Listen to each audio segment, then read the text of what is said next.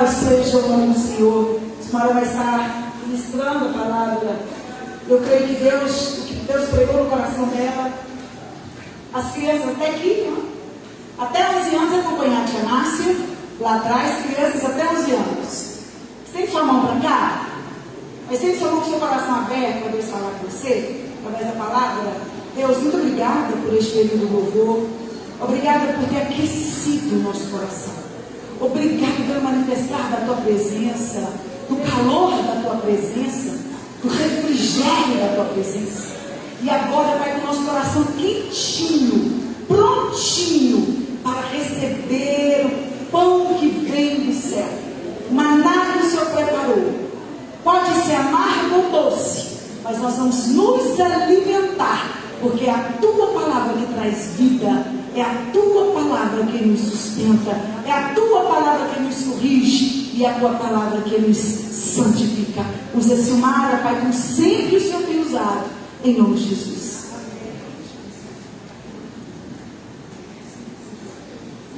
A paz do Senhor, irmãos. Vamos ficar de pé de novo? Glória a Deus, o Senhor está aqui neste lugar. A palavra do Senhor diz que onde tem dois ou mais reunidos em teu nome, ali Ele está. E nós estamos aqui reunidos em nome do Senhor. Saindo das nossas casas e viemos aqui. E louvado seja o Senhor por cada vida, pela minha vida e pela sua vida, pela oportunidade de mais um dia estarmos na casa do Senhor, para adorar o nome dEle, ouvir a sua palavra. Vamos abrir a nossa Bíblia, irmãos, no livro de Apocalipse, no capítulo 3, no versículo 14. Quando você abre aí, Apocalipse 3, versículo 14. Senhor, muito obrigado por este dia. Senhor, muito obrigado por esta noite. Muito obrigado por essa oportunidade. É de coração acelerado que estou aqui diante da presença do Altíssimo, diante do Senhor. Por causa, Senhor, da tua palavra. A tua palavra mexe conosco.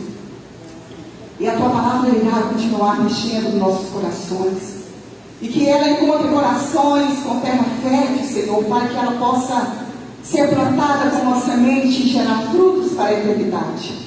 Porque a sua palavra por si só, ela já é tudo, Senhor. Ela é mais penetrante do que qualquer espada de dois gumes, capaz de penetrar até a divisão da alma e do espírito e discernir cada pensamento e intenção do nosso coração. Bendito seja o Senhor pela disponibilidade da tua carta escrita por Jesus, destinada a interessar ao céu. E essa carta escrita pelo próprio Deus, ela diz o seguinte: e ao anjo da igreja que está em Laodiceia escreve: assim diz o Amém, a testemunha fiel e verdadeira, o princípio da criação de Deus. Eu sei as tuas obras, que nem és frio nem quente. Tomara que foras frio ou quente. Assim, porque és morno e não és frio nem quente, vomitar-te-ei da minha boca. Como dizes, rico sou e estou enriquecido, e de nada tenho falta, e não sabes que és um desgraçado, miserável, pobre, cego e nu. Aconselho-te que de mim compres ouro provado no fogo, para que te enriqueças, e vestes brancas para que te vistas, e não apareça a vergonha da sua nudez, e que unjas os olhos com colírio para que vejam. Eu repreendo e castigo a todos quanto amo. Sê, pois, zeloso e arrependa-te. Eis que estou à porta e bato. Se alguém ouvir a minha voz e abrir a porta, entrarei em sua casa, e com ele cearei, e ele comigo. Aleluia. Glória a Deus. Palavra muito conhecida, né, irmãos? Quantas vezes nós já ouvimos pregar sobre essa carta, sobre as demais cartas, mas a palavra de Deus, ela se renova a cada dia. Ela é como a chuva que cai, molha a terra e retorna, através do processo de evaporação, ela retorna, ela não se perde. Assim é a palavra do Senhor, ela não volta vazia, diz o Senhor, mas antes ela chega aqui e faz o que apraz. E assim, irmãos, eu quero dar um título, um tema para essa palavra, para este sermão dessa noite. Palavra dita pelo próprio Jesus: eis que estou à porta e bato. Imagina, irmãos, Imagina aí na sua mente esta cena. Jesus a porta batendo. João, quando estava na ilha de Patmos, o Senhor levou ele em espírito. E o Senhor disse para ele que todas as coisas que ele estava vendo e ouvindo era para ele escrever. E dentre várias outras coisas, e dentre várias outras visões que João deixou escrito, Jesus envia uma carta a 7 igrejas. E uma delas é uma carta enviada à igreja de Laodiceia. E nessa carta, Jesus faz uma declaração. Essa carta é endereçada, sempre que a gente escreve uma carta, essa carta é endereçada a alguém. E como é bom receber cartas. Quem aqui já recebeu cartas? Principalmente quando é de um amigo que você ama, quando é de um namorado, não é? Como é bom receber. A gente pega a carta, lê, guarda, daí a pouco você lembra e você pega a carta e lê de novo. A gente lê aquela carta muitas vezes. Depois de muito tempo a gente tira do guardado e lê de novo. Porque normalmente o amigo, né, escreve coisas legais da gente ouvir. Um amor, uma pessoa que você ama, ele faz declarações de amor. E então Jesus escreve essa carta endereçada à igreja de Laodiceia. Consequentemente, interessada a pessoas. E eu quero que nós tenhamos nesta noite a visão de que essa carta foi de uma carta escrita por Jesus interessada a mim. Porque parece que quando a gente fala no geral, uma carta interessada à igreja, a gente acaba se excluindo de algumas coisas. Então, necessariamente, uma carta escrita, consequentemente, uma carta escrita destinada a pessoas. Não a pessoas de fora, mas a pessoas que estavam na igreja, os crentes da igreja. E como toda carta escrita, ela tem um objetivo, e Jesus teve um objetivo em escrever aquela carta. E um dos objetivos era conscientizar os crentes daquela igreja que Jesus os via. Jesus só não os via, mas Jesus sabia da motivação, do coração. Jesus sabia de tudo. Jesus tinha o objetivo de repreendê-los e de lembrá-los que Jesus os amava. Porque assim é, Jesus ama a sua igreja. Jesus ama a mim, Jesus ama cada um de vocês que estão aqui. Jesus nos ama.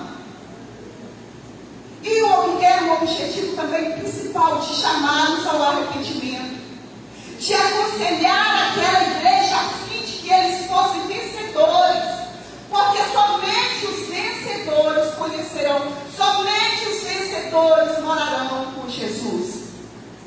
Enfim, Jesus dá um diagnóstico daquela igreja.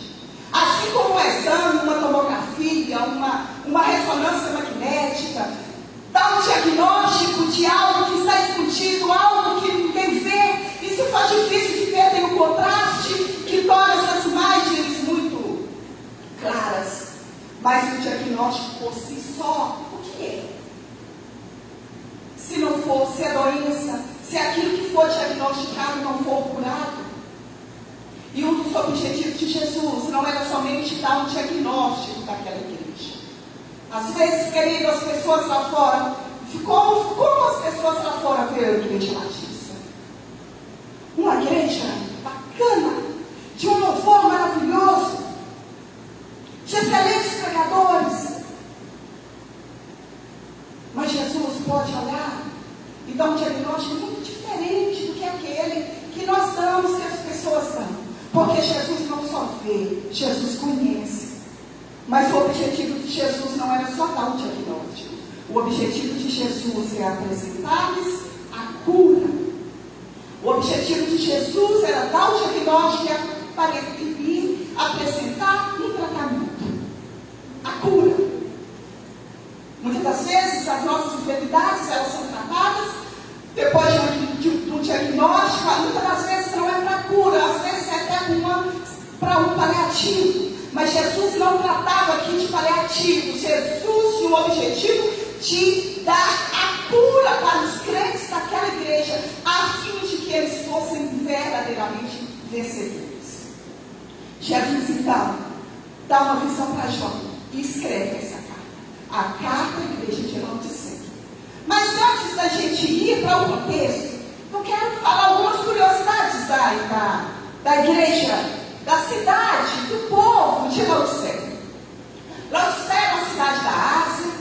As duas cidades mais próximas de Laodiceia eram Colossos e Hierápolis. E Laodiceia, irmãos, imagina uma Dubai. Era Laodiceia, cidade dos milionários, dos banqueiros, dos empresários romanos. Laodiceia recebeu esse nome porque o imperador Antíoco II deu este nome a ela, pelo fato dela ter sido fundada por ele. A esposa dele chamava Laodice. Ele então deu o nome da cidade de Laodiceia. Laodiceia era uma cidade diferente das outras, possuía teatros, ginásios, estádios. Era localizada no entroncamento de importantes rotas comerciais. Logo, o comércio de Laodiceia era muito próspero. Importantes centros administrativos e judaicos estavam em Laodiceia. Laodiceia possuía uma indústria de uma lã negra, brilhosa, que só eles produziam, e através dessa lã, ela ia para a indústria têxtil e produzia roupas, e eram produzidas roupas muito caras através dessa lã. Laodiceia tinha essa indústria. Laodiceia tinha também uma notável escola de medicina, que era conhecida por todo o mundo grego, dava ao povo frígio, que era um colírio que curava enfermidade dos olhos. E Laodiceia era muito conhecida, dada a esta escola e dada ao desenvolvimento dessa substância que curava a doença dos olhos. Mas Laodiceia tinha um problema, assim como Dubai, porque parece que Dubai, se a gente for para lá pobre, a gente não fica pobre. Quem vai para Dubai fica rico. É o lugar do povo rico. Mas Dubai tem um problema, não chove. Cidade construída no deserto, não chove. Mas dada toda a tecnologia, dada a riqueza daquela cidade, os aviões sobrevoam sobre as nuvens, jogam sais nas nuvens que condensam e chove como se estivesse chovendo numa cidade praiana. Resolvido o problema. E Laodiceia também tinha um problema, apesar de toda a riqueza que ela possuía, ela tinha um problema, não tinha água potável, não tinha água boa para o consumo. Era uma cidade de muito calcário, então tinha muito carbonato de cálcio, e o carbonato de cálcio torna a água saloba. Sabe aquelas águas salobas que a gente pura cisterna, não dá para fim? Você vê que todo o seu terreno tem um mineral ali que torna a água saloba. Então Laodiceia precisava enquanto Colossos era conhecida as duas cidades próximas, Colossos e Hierápolis. E Colossos era conhecida pelas suas águas refrescantes. E Hierápolis era conhecida pelas suas águas termais e até medicinais. Águas que já brotam do solo quente. E Laodiceia, então, a cidade de Laodiceia tinha que, através de encanamento de pedra, trazer a água dessa cidade para ela. Só que quando a água chegava na cidade de Laodiceia, as águas chegavam mornas, então tinha que passar pelo processo de resfriamento para que ela ficasse boa, agradável ao paladar. Assim era a cidade de Laodiceia. O povo da igreja de Laodiceia era um povo próspero, era um povo rico. E João, como estava então ali na ilha de Patmos, ele descreve, então, ele disse que ele foi levado em espírito, que ele disse assim: eu me achei em espírito. E o Senhor levou João a ter a visão e a imagem do Cristo glorificado. E João então disse assim: olha, eu achei em espírito e eu vi por trás de mim uma grande voz como de trombeta. E ele disse a mim: o que vês, escreve e manda às 7 igrejas. Então João disse: eu voltei para ver quem falava comigo, e voltando eu vi 7 candeeiros de ouro, e no meio deles o filho do homem com vestes talares e cingido na altura do peito com uma cinta de ouro. Os seus cabelos eram brancos como a lã, como neve. Os seus olhos eram como chama de fogo. Os seus pés eram como bronze polido, como que refinado numa fornalha.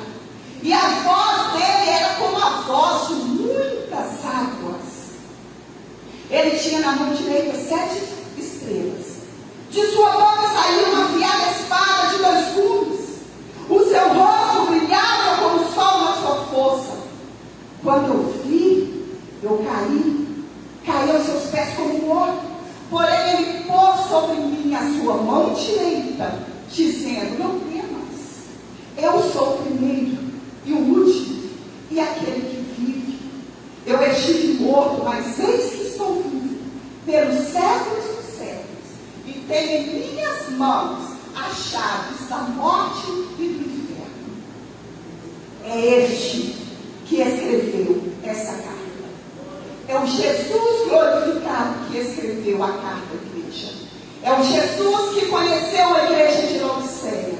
É o Jesus que conhece essa igreja. É o Jesus que conhece a mim individualmente e conhece cada membro dessa igreja individualmente. Imagina, querido, se você recebesse uma carta biográfica, uma carta da sua vida escrita pelo próprio Jesus. Quais elogios que eu e você receberia? Ou quais repreensões nós receberíamos? Com certeza nós não iríamos receber só elogios. Mas o problema é que Laodiceia só recebeu repreensões. Laodiceia não recebeu elogios. Ou então talvez como Laodiceia nós só receberíamos repreensões. É noite, queridos. É noite de reflexão.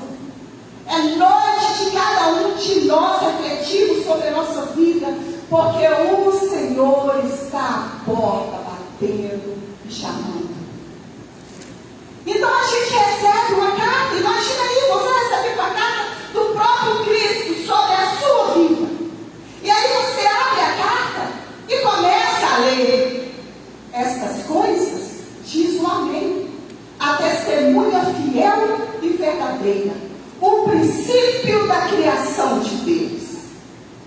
Jesus já está dizendo, irmãos, o seguinte: o amém do grego é o Deus da verdade. Então o Deus que está escrevendo a você é o Deus que garante a veracidade daquela mensagem. É a testemunha fiel. Ele está dizendo: quem está escrevendo é aquele que viu. Quem está escrevendo é aquele que vê e que tem referência de plena confiabilidade e veracidade nas suas palavras. Porque é Cristo que está dizendo: eu sou o princípio da criação. Ele está dizendo: eu sou o originador da criação. Sem mim nada do que foi feito se fez. Nada do que foi feito veio a existir. Eu tenho autoridade sobre a criação. E aí você começa, continua. E aí de cara você já vê, essa carta foi Jesus. É Jesus, só pode ser. É Jesus que está me escrevendo. E aí ele diz: eu conheço as tuas obras. Aí o coração já começa a acelerar, né, Clodimar? Eu conheço as tuas obras. De repente, na nossa prepotência, nós iríamos dizer: puxa vida! Então ele viu quando eu dei aquela cesta básica, ele viu quando eu te ensinei, ele viu quando eu dei oferta, sim, ele viu, mas ele viu todas as coisas. Ele viu todas as tuas obras. Eu conheço as tuas obras. É como se Jesus estivesse dizendo, irmãos: comigo não tem argumentos. Comigo não adianta posar de bom moço. Comigo não adianta posar de boa moça, de bom crente. Comigo não tem argumentos a fim de justificar o injustificável. De fingir de você, de eu, crente, fingir o que não somos. Não adianta com Cristo nós falarmos: não foi minha intenção. Com adianta. Nós estamos diante da igreja do Senhor. Eu e você está diante daquele que conhece a nossa vida, que conhece a minha vida. Hebreus 14, 13, irmãos, o Senhor fala que toda a nossa vida, o nosso proceder, tudo está nua, todas as coisas estão nuas e patentes aos olhos do Senhor, aquele com quem cada um de nós haveremos de tratar. Este atributo, irmãos, da onisciência e da onipresença é uma bênção. Não me interpretem mal, mas pode ser um grande problema para nós. Porque o Senhor vê tudo. Ele vê tudo. E isso é muito sério. Às vezes a gente fala assim, eu conheço fulano, conheço meu filho, conheço meu marido, conheço minha esposa. Conhece nada. Só Deus conhece. Ele conhece. E a gente pensando em Davi, irmãos. Olha Davi. Davi foi visto por Deus. E dá o testemunho do próprio Deus como um homem segundo o meu coração. Deus via Davi cuidando com tanto amor das ovelhas do seu pai. Deus via o coração de Davi como o coração de um bom pastor. Deus via que Davi verdadeiramente confiava nele, a ponto de enfrentar qualquer adversidade, porque confiava no Senhor. Enfrentava leões, enfrentava ursos, enfrentava gigantes armados que nem o exército de Saul enfrentava. Mas ele chegou e enfrentou, porque ele disse: o Deus que me livrou das garras do leão e do urso também há de me livrar das garras deste filisteu. Eu não vou na minha força, eu vou na força do Senhor. Deus conhecia o coração daquele homem, daquele menino. Mas também Deus viu quando Davi, no seu coração, desejou a mulher do seu soldado fiel. Deus viu toda a tramóia, ninguém viu, mas Deus viu toda a tramóia articulada no coração de Davi, para tirar a vida do soldado e posteriormente abafar todo o caso e ainda se posar talvez de bom moço, como aquele que cuidou da esposa depois do soldado. E talvez era assim que as pessoas viam na vida. Mas Deus não o via assim.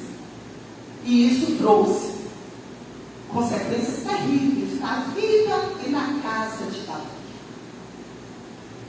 E a carta, irmãos, continua. E Jesus continua dizendo: vocês não são frio nem quente, assim como és morno, vomitar-te-ei da minha boca.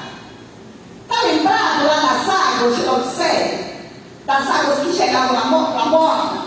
Jesus diz aqui, usa essa metáfora, fazendo alusão à água que eles mesmos de Laodiceia rejeitavam.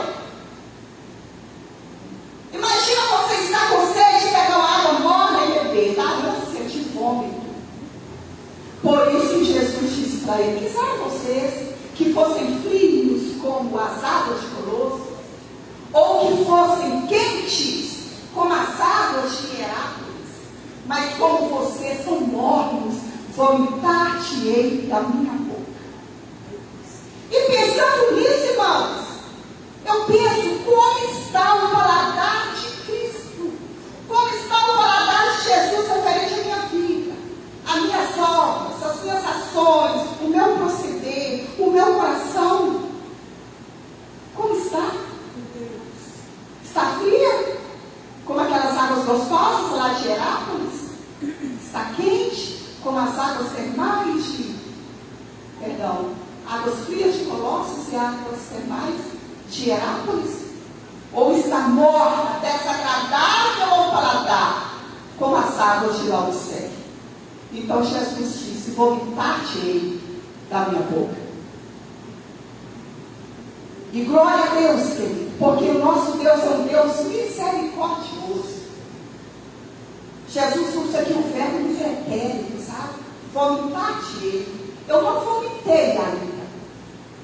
Eu estou prestes a vomitar. Glória a Deus, porque o Senhor é misericordioso. Talvez se fôssemos nós, já tínhamos era vomitado. Mas o nosso Deus é misericordioso e Ele é tardio em irar. Antes Ele fala, antes Ele repreende, Ele fala. E quantas vezes o Senhor já nos tem falado e nós não temos ouvido.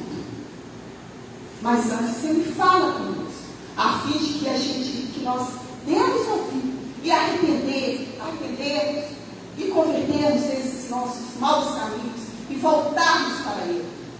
E a carta continua: pois disseis, eu estou rico, não preciso de nada. Sabe o que aquele povo está dizendo? Nós somos ricos o suficiente, nós não precisamos nem de Cristo.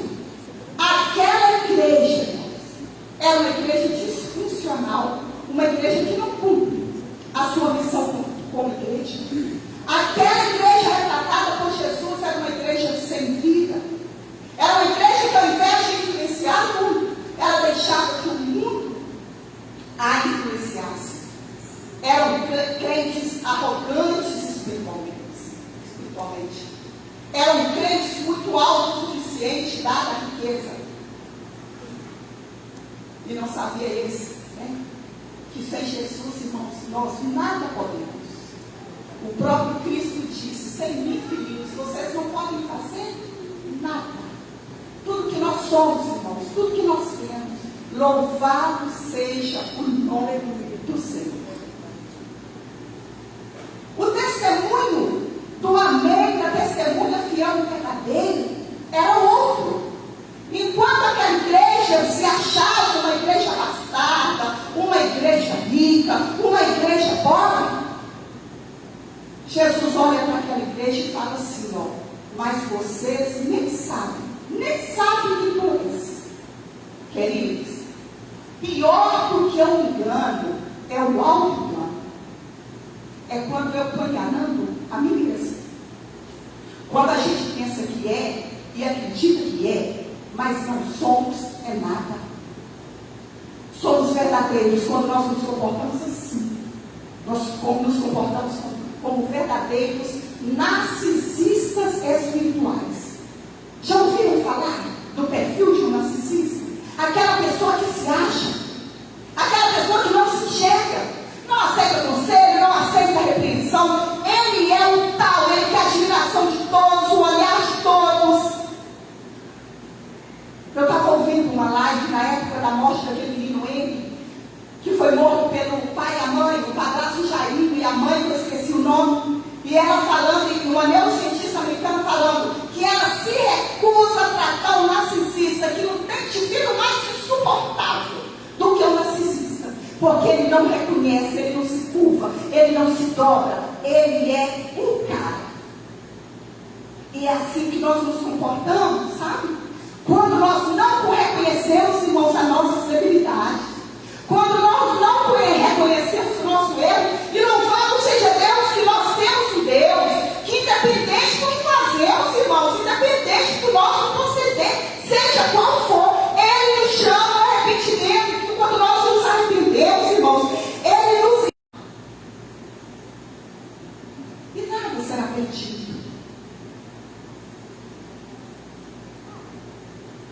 E naquela igreja de Laodiceia, era isso que Cristo via. Todos achavam rico, próspero, mas Jesus via diferente. Se Jesus fosse escrever uma carta para mim e para você, o que ele escreveria?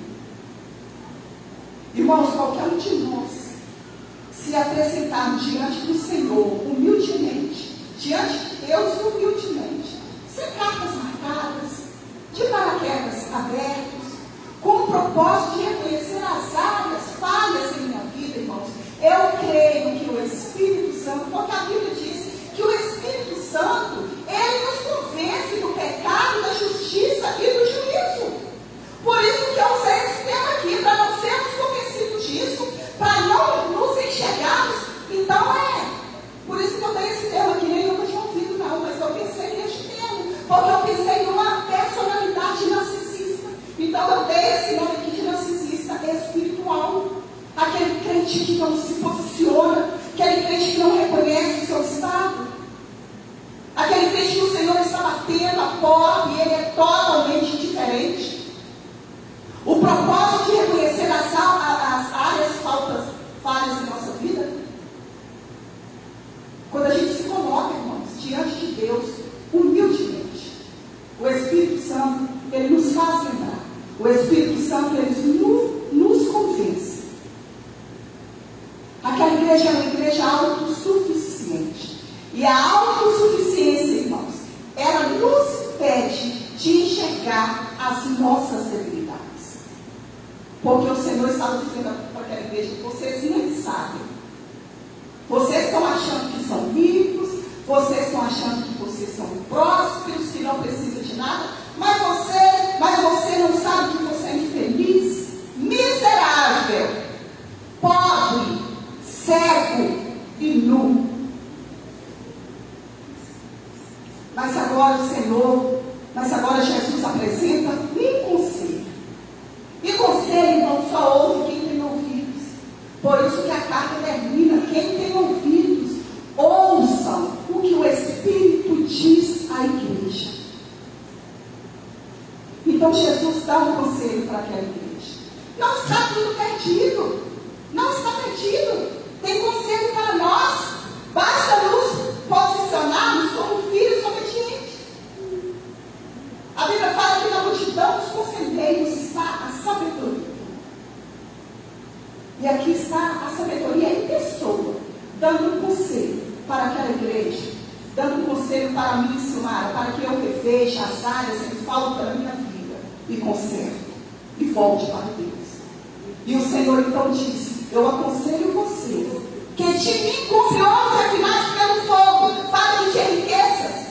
Vocês acham que vocês são ricos, que vocês são prósperos, mas essas riquezas suas são efêmeras. Vão ficar aqui, serão tudo destruído. Agora a riqueza que eu tenho para vocês é perene, é para a eternidade. Nem se compara a riqueza e a prosperidade de vocês. Eu aconselho que de mim vocês comprem vestiduras brancas para te vestir, para que não seja revelada a vergonha da nudez de vocês. Jesus estava dizendo: sabe essa lã que você pretinha, que vocês produzem ali e vendem muito caro, e produzem roupas muito caras? O meu conselho é que vocês comprem de mim vestes brancas para vocês vestirem, porque vocês estão nus e nem sabem. Jesus sempre fala das vestiduras brancas para os salvos, né? E aí Jesus disse no seu conselho, termina no seu conselho: e eu aconselho que vocês comprem colírio para ungir os seus olhos, para que vocês vejam. Jesus faz alusão ao pó frígio, que era um remédio muito conhecido no mundo grego, dada a sua eficiência, e só Colossos e só Laodiceia produzir. Vocês produzem colírio e vendem para o mundo inteiro, mas vocês mesmos estão cegos. Porque cegos para o Senhor não é aquele que tem uma deficiência visual. Cego para o Senhor é aquele que vendo não vê. Surdo para o Senhor não é aquele que tem uma deficiência auditiva. É aquele que ouvindo não ouve. Vocês entendem? E Jesus disse: eu repreendo e disciplino a todos quantos amam. Louvado seja o nome do Senhor, porque o Senhor nos ama. Nós somos amados do Senhor, nós somos filhos, nós não somos bastardos. O Senhor nos ama e Ele diz: eu estou dizendo tudo isso de vocês, eu estou repreendendo vocês, chamando vocês ao arrependimento, é porque eu amo vocês. Quantas vezes o Senhor está falando a nós sobre arrependimento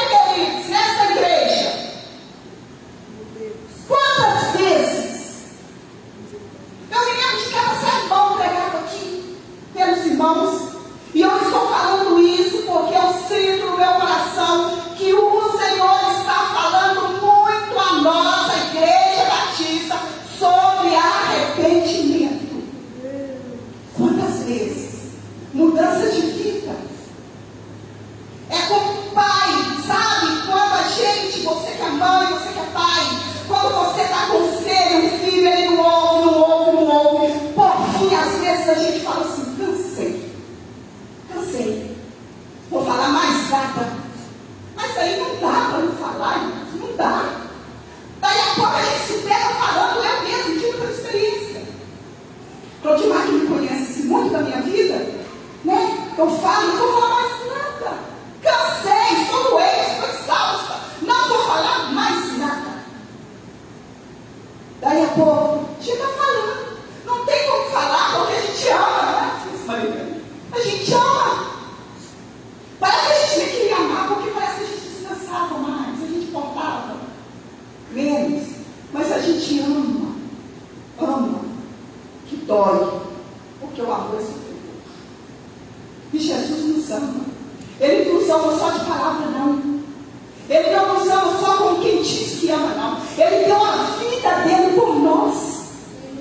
Ele morreu naquela cruz, uma morte de vergonha, por causa de mim e por você, para nos dar vida eterna, para que nós não nos perdamos, para que nós pudéssemos, cada um de nós, estar com Ele um dia na eternidade. A gente fala na eternidade para todo sempre, né? É na eternidade, é para todo sempre. Assim é o Senhor. Ele nos repreende porque nos ama. Deu a sua vida por nós.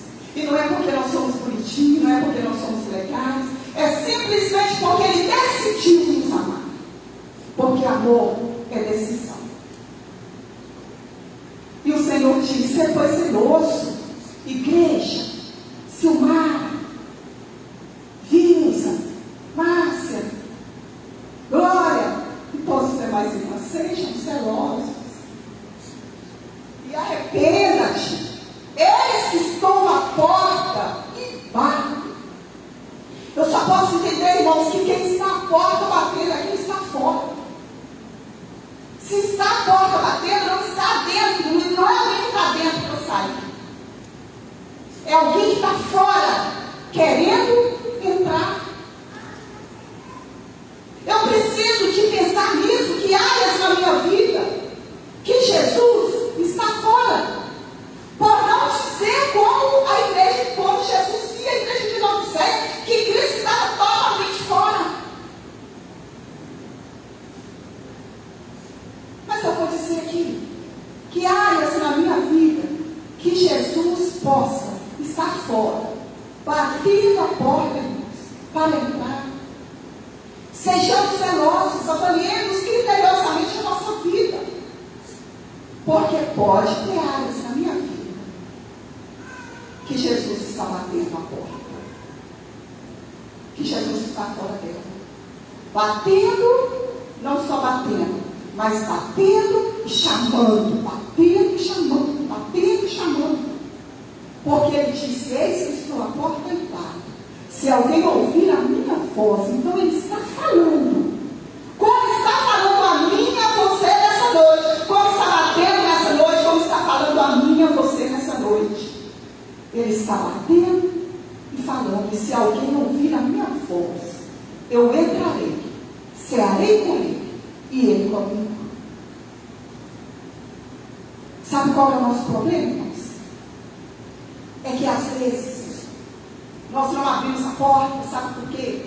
Porque nós queremos ter razões demais, justificativas próprias demais, justificativas, irmãos, até compreendidas pelos melhores amigos, amigos em Cristo, porque nós usamos de uma linguagem, de um poder, sabe, para querer convencer o outro, que parece que é para nós convencermos mesmo.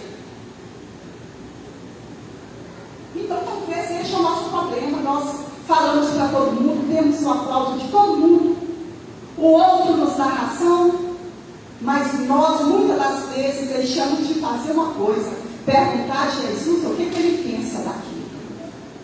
Nós falamos para todo mundo, justificamos para todo mundo, mas não perguntamos para Jesus o que Ele está dizendo sobre isso.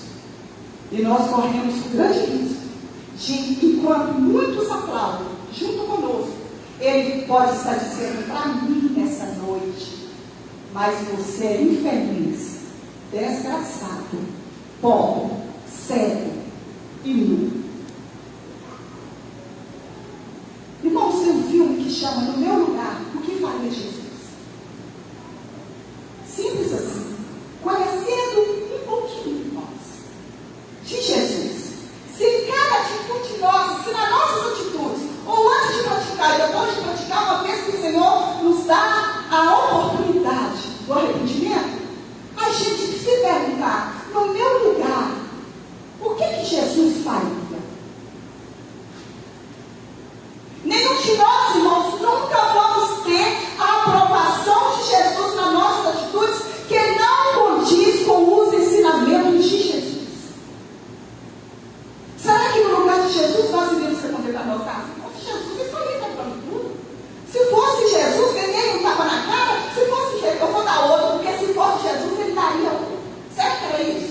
Porque se for, nós não conhecemos nada de Cristo.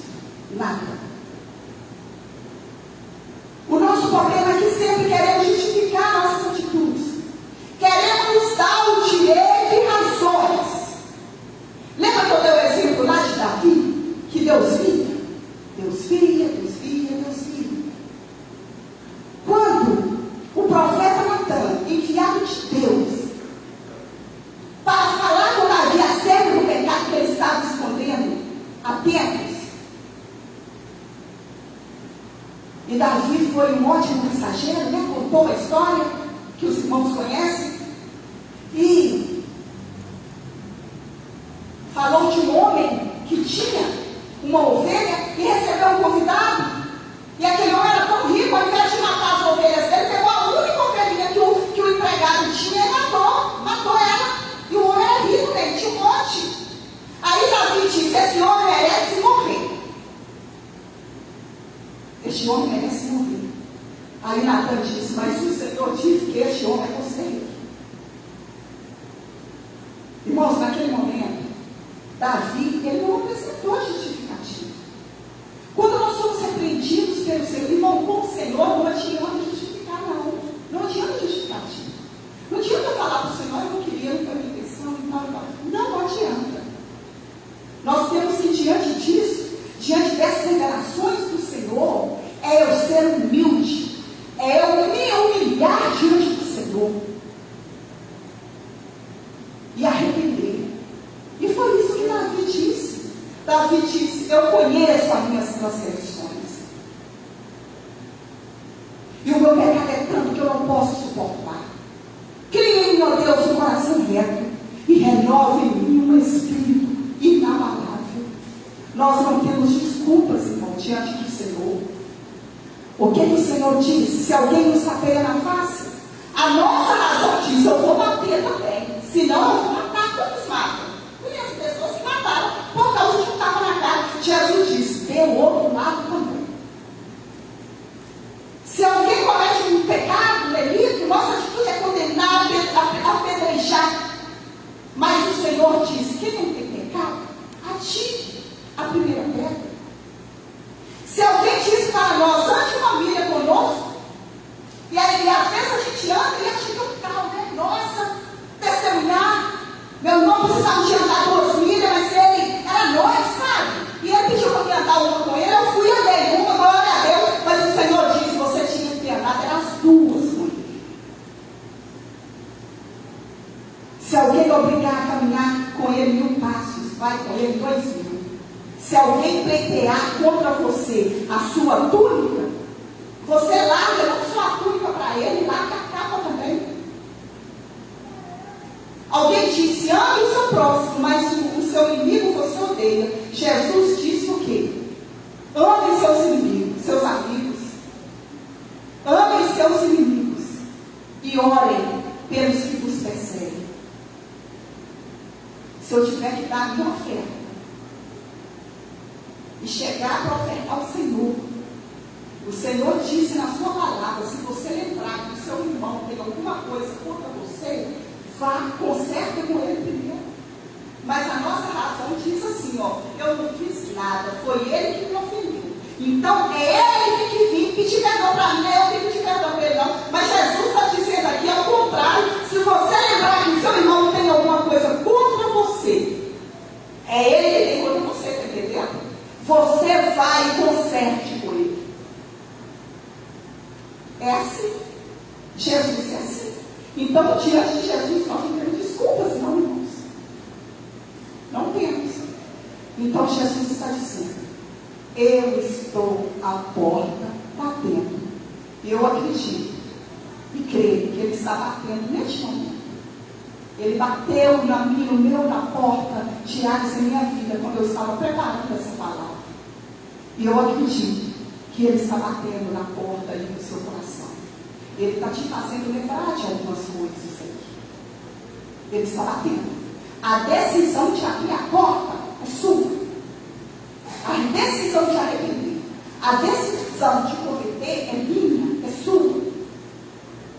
Um inglês chamado, acho que é William Bowman, ele pintou um quadro.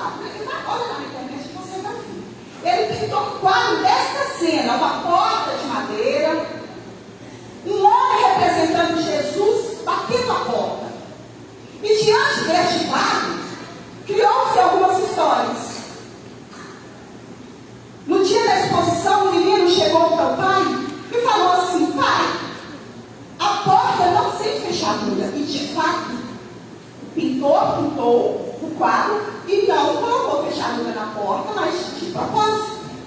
Foi intencional. Aí o pai do menino falou assim: filho, a fechadura fica do lado de dentro da porta. Pai, mas por que as pessoas não abrem a porta? O homem não está batendo? Aí o pai disse: não sei, filho. Aí o menino continuou observando aquele quadro e disse assim: pai, eu sei por que as pessoas não abrem a porta. O pai disse: por que, filho? Pai, é porque algumas delas podem estar muito ocupadas nos quartinhos do fundo. E as que estão aqui na frente, pai, umas podem não estar ouvindo e outras podem estar ouvindo e não querem abrir a porta. Irmãos, o que é pior? É estar nos quartinhos do fundo, tão preocupados com a nossa vida, com os nossos afazeres, ganhar dinheiro, trabalhar, e comprar, e mudar de vida, viajar, ou seja, preocupados conosco mesmos, a fim de não ouvirmos Jesus batendo a porta, ou estarmos ali no primeiro cômodo, perto da porta, e ouvir e não abrir, ou nem ouvir Jesus batendo. O que é pior?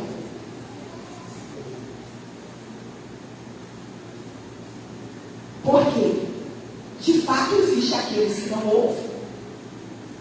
Jesus fala, ele não ouve.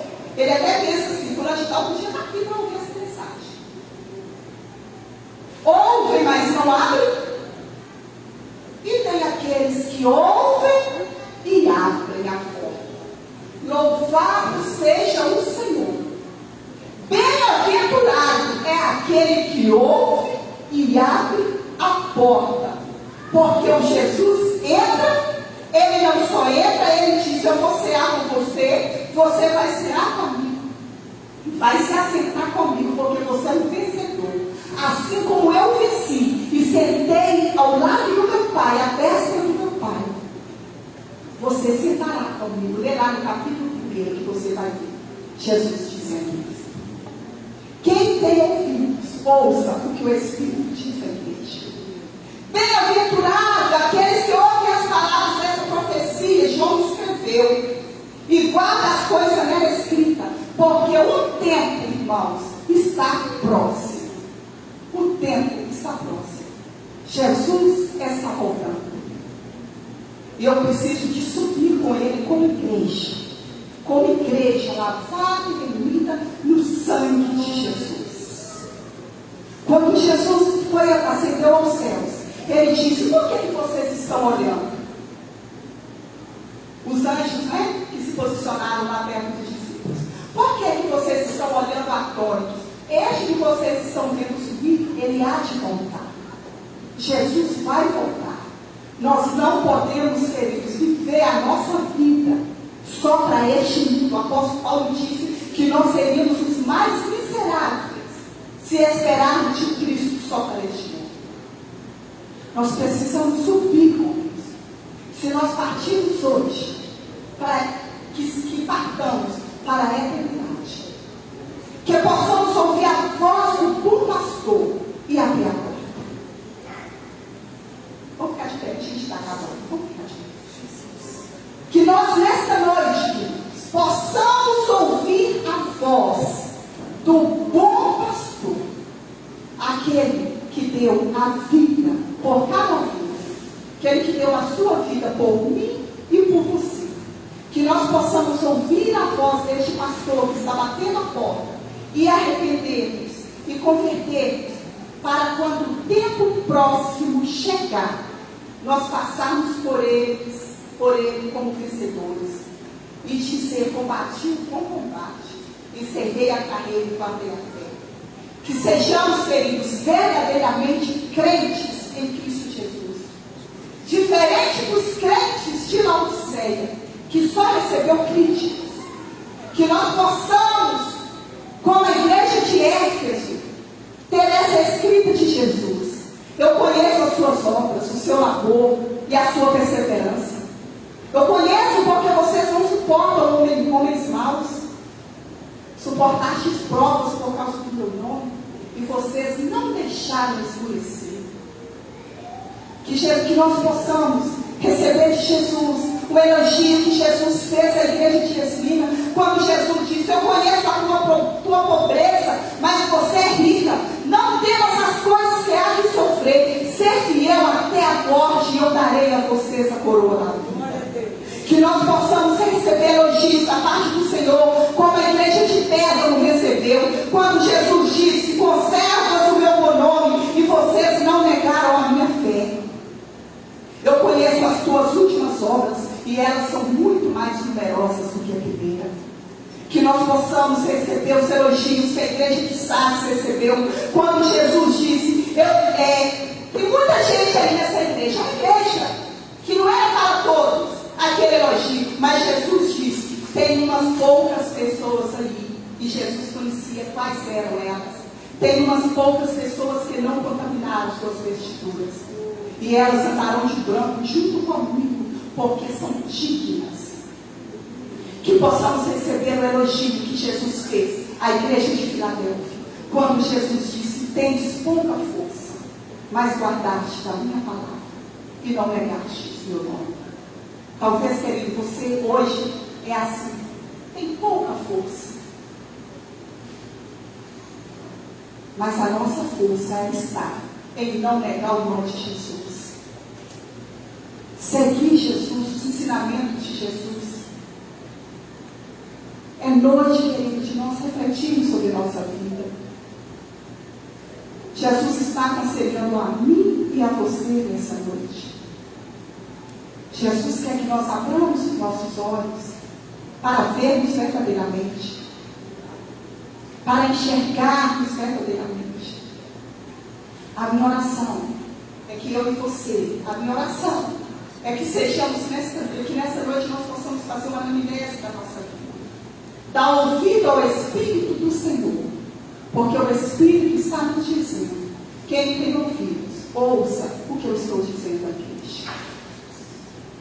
Que não tenhamos comissões, irmãos, comichões, nos nossos ouvidos. Que o nosso coração seja como uma terra fértil, onde o semeador venha semear. Que o inimigo não venha e roube essa semente. Se o Senhor está testificando em áreas da sua vida nessa noite que você precisa pedir perdão, peça perdão. Se humilhe diante do Senhor nessa noite. Alguém disse que os humilhados serão exaltados. Não. Os humilhados não serão exaltados. Não tem isso na Bíblia. Na Bíblia não está escrito que os humilhados serão exaltados. A Bíblia está escrito que aqueles que se humilham serão exaltados. Pode conferir, porque de repente você pode estar com a dúvida daquilo que eu estou falando. Mas chegando na sua casa você confere. A Bíblia não fala que os humilhados serão exaltados. Eu não vou ser exaltado porque me humilha. Eu vou ser exaltado porque eu me humilho diante do Senhor. Humilhai-vos, portanto, debaixo das potentes mãos do Senhor, e Ele vos exaltará. Que nós nos humilhamos, irmãos, diante do Senhor, diante desta palavra, pregada a mim e a você nessa noite.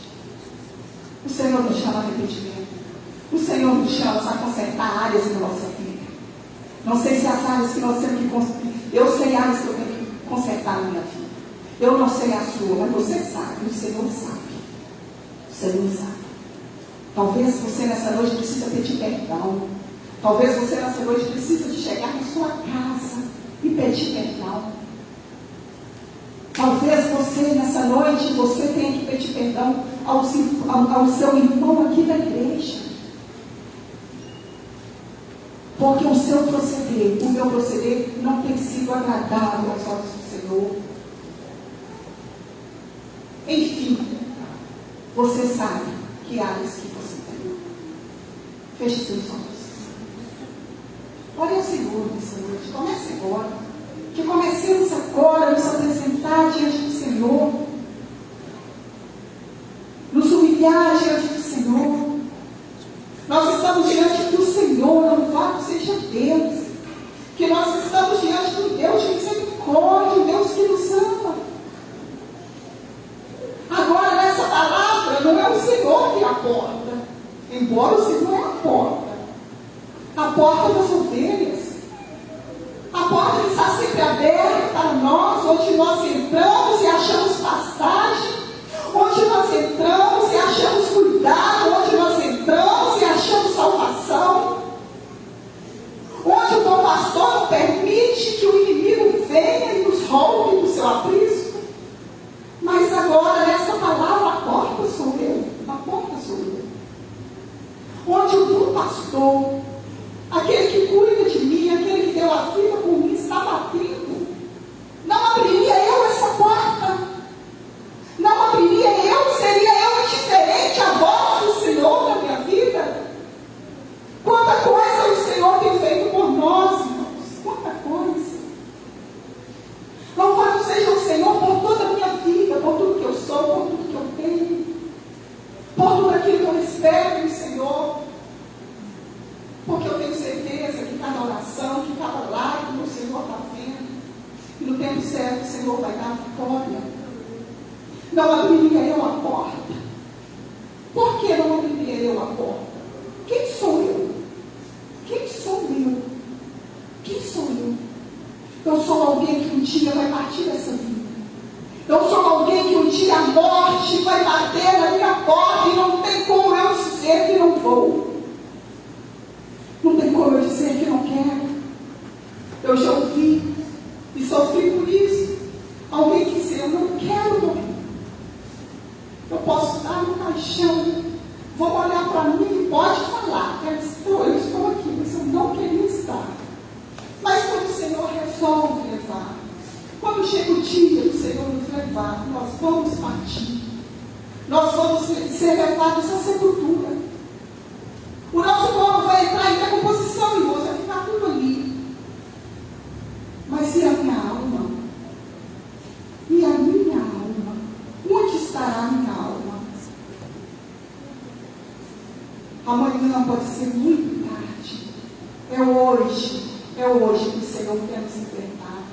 É hoje que eu devo ouvir a voz do bom pastor e abrir a porta. E cear com Ele, imagina só, querido, cear com o Senhor, estar sentado à mesa com Ele, comer com Ele, e Ele comigo. Que maravilha! Louvado seja Deus.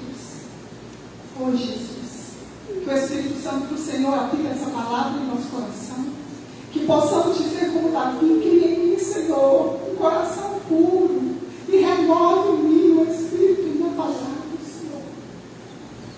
Tem misericórdia da nossa vida, Senhor. Tem misericórdia de nós. Espírito Santo do Senhor, nos ajude. Nos ajude, Senhor. Em nome de Jesus, nós te pedimos e te agradecemos, Senhor. Em nome de Jesus, podemos sentar com você. Passo por diante.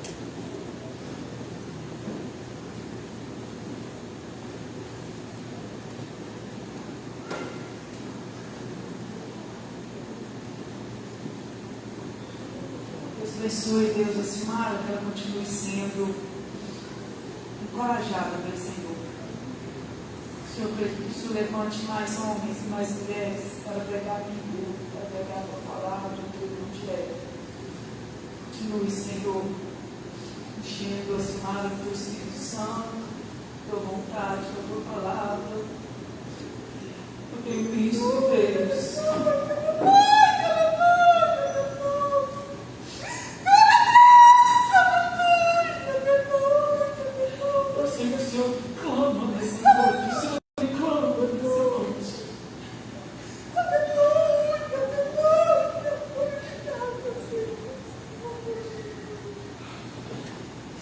Faço o chamado do mistério, mas é o Senhor que faz, é o Senhor que fala, o Senhor que é o dono da igreja, o Senhor que é o... Em nome de Jesus, obrigada, Deus. Te abençoe, Simara. Glória a Deus. Aleluia. Pão doce, pão amargo, mas o Senhor é aquele que nos ama. Amém? Foi edificado, hein, irmão? Feliz o homem que ouve Ouvir significa aceitar, decidir e ver o que Deus tem falado no seu coração essa noite. Queridos, nós vamos terminar. O pastor Janderson não pôde estar, o pastor Janderson já está chegando, parece que, não sei se já chegou, mas para o que toca para a igreja da Manhuaçu, continuar orando pelo pastor. Terça-feira nós teremos uma homenagem da Câmara para a Igreja Batista Nacional, que a Igreja Batista vai ser honrada em um evento, no sítio do Sulão lá. Vai ter alguns irmãos lá representando a nossa igreja, pelos trabalhos prestados à comunidade aqui de Santana do Paraíso, principalmente devido à pandemia. Também a Assembleia de Deus vai estar recebendo. E a nossa irmã Cecília, de 90 anos, vai estar recebendo ali uma placa de honra. Vai ser lindo, lindo. Ela ficou muito feliz. Então, terça-feira vai estar acontecendo ali essa honra, né? Honra dupla para a Batista, né? A Igreja Batista e o reconhecimento aí da comunidade e também irmã Cecília. Deus abençoe a sua vida. Tenha uma semana de paz. Deus, muito obrigado. Obrigado porque o Senhor faz do seu jeito, do jeito que o Senhor quer. O Senhor sondou o nosso coração nessa noite, cada um. Deixa essa palavra, Senhor, se perder no nosso coração. Essa decisão é nossa, eu sei. Mas que o Senhor continue a desistir de nós, não, Espírito Santo. Não desiste. Continue falando até que você declarada. Nosso coração tem estado, Deus, uma linda de ti, terra fértil. Dê-nos uma semana de paz, uma semana de santidade, uma semana de vitória. E que eu não deixe para amanhã o que o Senhor me pediu para fazer hoje nessa palavra. E assim o Senhor é exaltado e é uma forma de declaração de amor ao Senhor. Deus abençoe sua vida, Deus abençoe sua casa e uma semana de vitória, em nome de Jesus. Antes de você sair, dá um abraço aí, irmãos, pede para o irmão, né?